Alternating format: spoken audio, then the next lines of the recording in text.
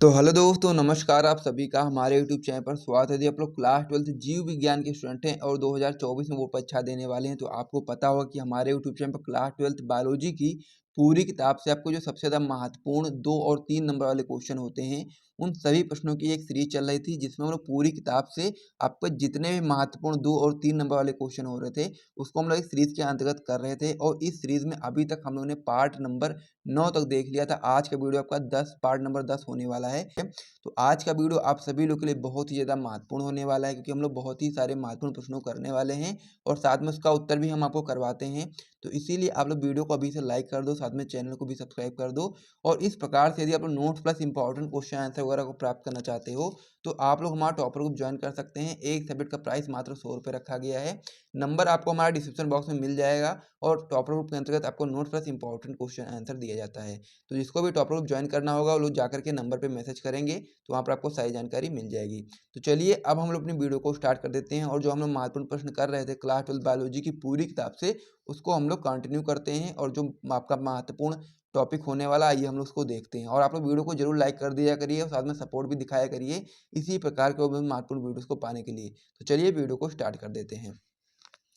तो आज का जो हमारा पहला महत्वपूर्ण प्रश्न होने वाला है, वो आपका होने वाला है कि प्राथमिक तथा द्वितीयक वाहितमल उपचार के बीच मुख्य अंतर क्या है। इंपॉर्टेंट क्वेश्चन है, एनसीईआरटी का भी क्वेश्चन है और 3 बार की बोर्ड परीक्षा में क्वेश्चन आया हुआ है। महत्वपूर्ण है, आपको पता होना चाहिए कि प्राथमिक और द्वितीयक वाहितमल उपचार के बीच में क्या मुख्य अंतर है, उसको हम लोग को यहाँ पर समझना पड़ेगा। तो ये क्वेश्चन आपकी बोर्ड परीक्षा में कई बार पूछा गया है और ये आपसे पूछा भी जा सकता है। साथ में दीर्घ में भी इस क्वेश्चन को मैंने आपको करवा दिया, क्योंकि ये आपका जो क्वेश्चन होता है अति लघु, लघु, दीर्घ सभी में पूछा जाता है। 1 नंबर में भी आता है, 2 नंबर में भी आता है, 3 नंबर में भी आता है और 5 नंबर में भी आता है। तो इसीलिए आपको इसको अच्छे तरीके से तैयार करना पड़ेगा कि प्राथमिक और द्वितीयक वाहितमल उपचार क्या होता है। तो चलिए हम लोग इसका उत्तर देख लेते हैं। सबसे पहले आप लोग इसमें बताएंगे कि प्राथमिक तथा द्वितीयक वाहिकमल उपचार के मुख्य अंतर निम्न है। आइए हम लोग देखते हैं एक एक करके सभी अंतरों को। सबसे पहले आप लोग हेडिंग लगाओगे प्राथमिक वाहितमल उपचार और इधर आप लोग लगा दोगे द्वितीयक वाहिकमल उपचार। ठीक है, तो इस प्रकार से आप लोग हेडिंग लगा देंगे। फिर आप लोग इसमें बताएंगे प्राथमिक वाहितमल उपचार में आप लोग पहला पॉइंट बताओगे कि यह उपचार की भौतिक विधि, यानी कि जो आपकी प्राथमिक वाहितमल उपचार विधि होती है, या उपचार की भौतिक विधि होती है। जो आपका द्वितीयक वाहितमल उपचार की जो विधि होती है, इसको हम लोग क्या बोलते हैं, जैविक विधि बोलते हैं। ठीक है, तो ये आपको यहाँ पर समझ लेना है एक एक पॉइंट कि यह उपचार की भौतिक विधि है और यह उपचार की आपकी जैविक विधि है। तो इस प्रकार से एक पॉइंट आपका क्लियर हो गया। आगे आप लोग बताएंगे प्राथमिक वाहितमल उपचार में कि इसमें बड़े कणों और बहते हुए कूड़े करकट जैसे कि कागज हो गया, ठोस पदार्थ हो गए जैसे कि मिट्टी, ग्रेट आदि पदार्थों को अलग करने का कार्य करते हैं प्राथमिक वाहितमल उपचार में। ठीक है, ये आपको यहाँ पर याद रखना है। द्वितीयक वाहितमल उपचार में हम लोग क्या करते हैं, इसमें हम लोग निलंबित और घुलित कार्बनिक पदार्थों को अलग करते हैं। यानी कि जो आपका प्राथमिक वाहितमल उपचार होता है, इसमें हम लोग बड़े बड़े कणों को अलग करने का कार्य करते हैं। और जो आपका द्वितीयक वाहितमल उपचार होता है, इसमें हम लोग क्या करते हैं, कार्बनिक यानी कि घुलित कार्बनिक पदार्थों को अलग करने का कार्य करते हैं। तो इस प्रकार से दो दो पॉइंट हो गए। अब इसमें आपका तीसरा पॉइंट हो जाता है कि अवसादन व निस्यंदन की जो प्रक्रिया होती है, वो आपके प्राथमिक वाहितमल उपचार में होती है। और जो आपका द्वितीयक वाहिमल उपचार होता है, इसमें आपका वायवीय या अवायवीय इकाइयां उपयोग में ली जाती हैं। तो इस प्रकार से 3-3 पॉइंट इसमें हो गए। आगे आप लोग बताएंगे प्राथमिक वाहितमल उपचार में कि यह प्रक्रिया साधारण व कम समय लेती है। जो आपका प्राथमिक वाहितमल उपचार होता है, आपका बहुत ही कम समय लेती है। और यह प्रक्रिया जो होती है बहुत ही साधारण होती है, क्योंकि इसमें जो आपका जो पानी होता है, उसमें से जो आपके बड़े कूड़े करकट होते हैं, उसको निकालने का कार्य होता है। तो इससे हम लोग बोल सकते हैं कि यह प्रक्रिया साधारण होती है और साथ में कम समय लेती है। और वहीं पर जो आपका द्वितीयक वाहिमल उपचार होता है, यह प्रक्रिया जटिल होती है और साथ में अधिक समय लेती है, क्योंकि इसमें हम लोग क्या करते हैं, घुलित कार्बनिक पदार्थों को जल से निकालने का कार्य करते हैं। तो इस प्रकार से ये आपका जो पूरा क्वेश्चन था कि प्राथमिक और द्वितीयक वाहिमल उपचार के बीच मुख्य अंतर स्पष्ट कीजिए, तो मैंने आपको समझा दिया है। आप लोग अपनी कॉपी में नोट कर लेना और जो भी लोग टॉपर ग्रुप के स्टूडेंट हैं, उनको इसका पीडीएफ ग्रुप में मिल जाएगा। तो चलिए अब हम लोग अगले क्वेश्चन की ओर बढ़ते हैं।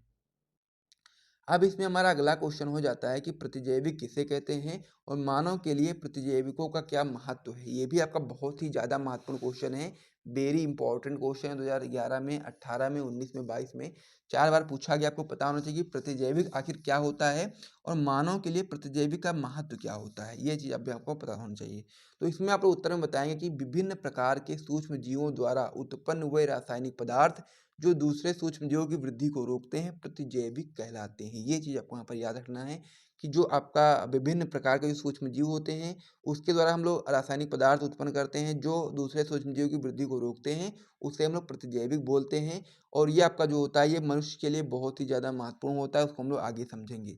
अब आप लोग इसमें आगे बता सकते हैं कि वर्तमान में लगभग 7,000 प्रतिजैविकों की खोज हो चुकी है और सर्वप्रथम अलेक्जेंडर फ्लेमिंग ने प्रतिजैविक की खोज की थी 1929 ईस्वी में। पेनिसिलिन नामक एंटीबायोटिक की खोज की थी और इसके लिए उन्हें नोबेल पुरस्कार भी दिया गया था। तो इस प्रकार से इतना आप लोग बताएंगे। फिर उदाहरण हम लोग देखेंगे कि कौन कौन से आपके महत्वपूर्ण जो आपके प्रतिजैविक हैं उनके बारे में बात करेंगे और साथ में वो किनसे उत्पन्न हुए हैं या फिर किनकी सहायता से उनको बनाया गया है उसके बारे में भी हम लोग बात करेंगे। तो इतना आप लोग अपनी कॉपी में जल्दी से नोट कर लीजिए, फिर हम लोग अगले पेज पे बढ़ते हैं और उसको हम लोग कंप्लीट करते हैं। आगे आप लोग हमें बताएंगे क्लोरेम्फेनिकाल जो आपका होता है प्रतिजैविक आपका बनता है स्ट्रेप्टोमाइसिस बेनजोइली से। इस प्रकार से आपका हो गया। पेनिसिलिन जो आपका होता है ये आपका बनता है पेनिसिलिन नोटेटम से बनता है और साथ में जो आपका स्ट्रेप्टोमाइसिन होता है ये आपका स्ट्रेप्टोमाइसिस ग्रीसियस से बनता है। तो इस प्रकार से आपका जो प्रतिजैविक होता है इन प्रकार रोगों के सहायता से बनता है। इस प्रकार से आप लोगों ने यहाँ तक समझ लिया। अब हम लोग इसमें देखेंगे उपयोग कि प्रतिजैविक का आखिर हमारे जीवन में क्या उपयोग होता है और प्रतिजैविक मनुष्यों के लिए क्यों महत्वपूर्ण है। तो आप लोग इसमें बताएंगे कि जो प्रतिजैविक होता है प्रतिजैविकों का उपयोग जो होता है विभिन्न रोगों जैसे कि मुख्यतः आप लोग बता सकते हैं जीवाणु जनित के उपचार में किया जाता है। वैसे तो जो प्रतिजैविक होते हैं उनका उपयोग हम लोग विभिन्न प्रकार के रोगों से बचने के लिए करते हैं दवाइयों के रूप में, लेकिन जो मुख्यतः होता है मुख्यतः हम लोग जीवाणु जनित रोगों से ही बचने के लिए हम लोग प्रतिजैविकों का उपयोग करते हैं। जिस प्रकार से यहाँ तक समझ गए। आगे आप लोग हमें बता सकते हैं कि ये औषधियाँ अन्य सूक्ष्मजीवों की वृद्धि का संदमन कर उनको नष्ट कर देती हैं। ठीक है, जो अन्य सूक्ष्मजीव होते हैं जो हानिकारक होते हैं हमारे शरीर के लिए उनको क्या कर देती हैं, उनकी वृद्धि का संदमन कर देती हैं और फिर उनको नष्ट कर देती हैं। तो इस प्रकार से जो आपका प्रतिजैविक वाला क्वेश्चन था कि प्रतिजैविक किसे कहते हैं और मानव के लिए प्रतिजैविकों का क्या महत्व है, तो उसे मैंने आपको अच्छे तरीके से समझा दिया। तो इसे भी आप लोग अपनी कॉपी में नोट कर लो। फिर हम लोग अगले क्वेश्चन की ओर बढ़ते हैं। अगला जो हमारा क्वेश्चन हो जाता है ये भी आपका बहुत ही महत्वपूर्ण क्वेश्चन हो जाता है कि बायोगैस क्या है और इससे मनुष्य को होने वाले 2 लाभ बताइए। वेरी इंपॉर्टेंट क्वेश्चन ये भी आपका होता है। इंपॉर्टेंट इसलिए है क्योंकि आपके बोर्ड परीक्षा में 5 बार पूछा भी गया है और ये पूछा भी जा सकता है, तो इसीलिए आपको इसको अच्छे तरीके से समझना पड़ेगा। तो इसमें आप लोग क्या बताएंगे, आप लोग इसमें उत्तर में बताएंगे कि बायोगैस जो होती है वो मीथेन की प्रचुरता वाली ईंधन गैस है और ये गैस जैव भार के अवायवीय विखंडन या किण्वन से उत्पन्न होती है। तो बायोगैस कैसे उत्पन्न होती है आप लोग बता सकते हैं कि बायोगैस मीथेन की प्रचुरता वाली ईंधन गैस है और ये गैस जैव भार के अवायवीय विखंडन या किण्वन से उत्पन्न होती है। आगे आप लोग इसमें बता सकते हैं कि जो आपका बायोगैस होता है उसके घटक कौन कौन से होते हैं। तो आप लोग इसमें बता सकते हैं कि बायोगैस में 50 से 70% CH4 यानी कि मीथेन होता है, 30 से 40% आपका CO2 यानी कि कार्बन डाइऑक्साइड होता है, 1% आपका H2S होता है तथा सूक्ष्म मात्रा में आपका H2 हो गया, N2 हो गया, O2 हो गया तथा CO होती है। तो ये आपके बायोगैस के घटक हो गए। यदि आपसे कोई पूछे कि बायोगैस क्या है तो आप लोग यहाँ बता सकते हैं कि बायोगैस मीथेन की प्रचुरता वाली ईंधन गैस है और ये गैस जैव भार के अवायवीय विखंडन या किण्वन से उत्पन्न होती है। और यदि आपसे कोई पूछे कि बायोगैस के जो घटक हैं उनका नाम बताइए तो आप लोग इस प्रकार से बता सकते हैं कि बायोगैस में 50 से 70% CH4 यानी कि मीथेन पाई जाती है, 30 से 40% आपका CO2, 1% आपका H2S और तथा सूक्ष्म मात्रा में H2, N2, O2 तथा CO होती है। इस प्रकार से घटक भी बता सकते हैं। उसके बाद फिर आपसे इसमें पूछा गया था कि इससे मनुष्य को होने वाले 2 लाभ बताइए। तो बायोगैस से बहुत सारे लाभ होते हैं लेकिन हम लोग को यहाँ पर 2 लाभ बताने हैं, तो 2 लाभ आप लोग आराम से बता सकते हैं कि पहला लाभ आप इसमें बताएंगे कि बायोगैस के निर्माण के बाद बचे अपशिष्ट का उपयोग खाद के रूप में खेतों में किया जाता है। यानी कि सबसे पहले हम लोग बायोगैस का निर्माण करते हैं और उससे हम लोग बहुत सारे लाभ को उठाते हैं। उसका फिर जो आपका अपशिष्ट बच जाता है उसका उपयोग हम लोग क्या करते हैं, खाद के रूप में करते हैं खेतों में, जो कि हमारे खेतों के लिए बहुत ही ज़्यादा महत्वपूर्ण होता है।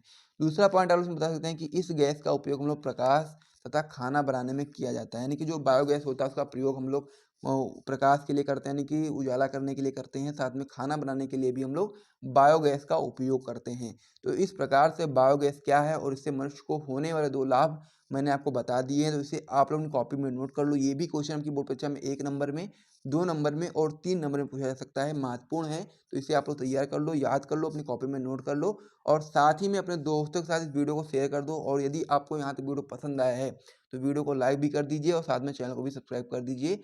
फिर हम लोग वीडियो को समाप्त करेंगे। मिलेंगे नेक्स्ट वीडियो में, तब तक के लिए जय हिंद।